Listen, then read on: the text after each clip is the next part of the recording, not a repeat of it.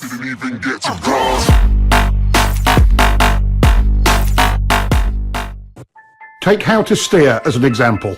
Most often, our first vehicle had 3 wheels, like this tricycle. Turn the bars to the right, and it goes right. Turn to the left, and it goes left. Simple.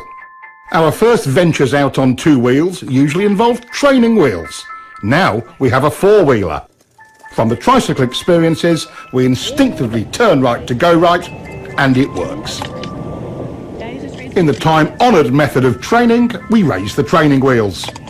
Now we have a recipe for disaster. We've lost 2 wheels. It's now a frighteningly unstable machine. The child expects it to steer like everything else she's ridden. Look what happens though.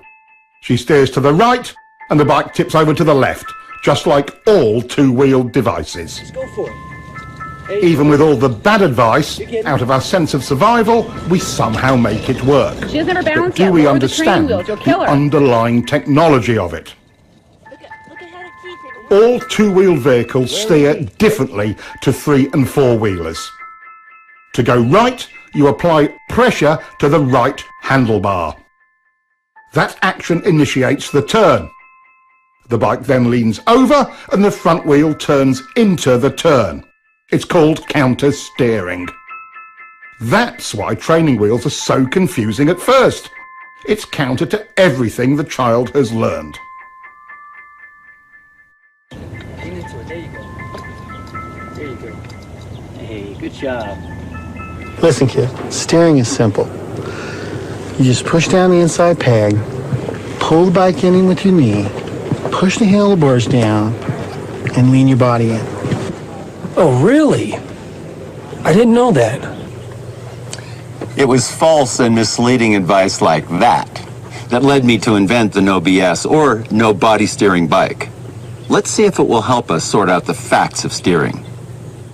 I've grafted an extra set of bars on this bike.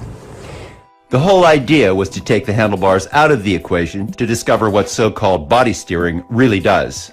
The extra throttle on the top bars allows the rider to maintain his speed.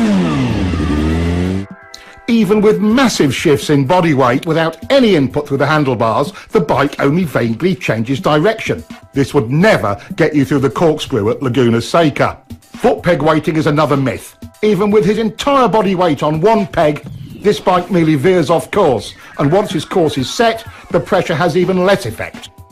Good advice doesn't always put the rider in real control and can prevent us from properly being able to do this. A little counter-steering with bar pressure gets the job done and puts the rider in control. Here, we have mounted a simple pointer on the tank to illustrate counter-steering. Let's take it for a ride and see what happens.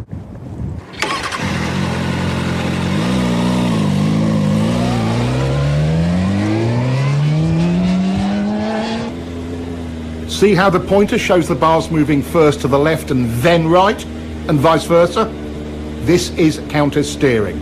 It's the only way to accurately steer a motorcycle. It really is simple. Just press on the bar and the bike responds instantly. That's all you do, and it works all the time, every time, even with only one finger.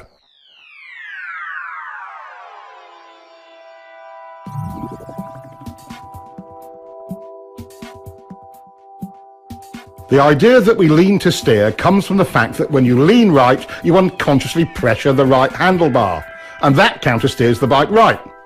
Vice versa for left turns. Lean steering is one of the myths of riding. Some believe body steering works because they can maneuver the bike with their hands off the bars. When we move our weight around on the bike, it actually creates a counter-steering action. Look at the pointer. Some riders are confused about how they steer a bike once they are in a turn. It's exactly the same. To tighten the turn, you press your inside bar. To widen your turn and bring the bike up, you press the outside bar. Counter-steering always works. Counter-steering is a piece of riding tech that will help you to improve your control in virtually every situation. Let's take a look at some other parts of riding.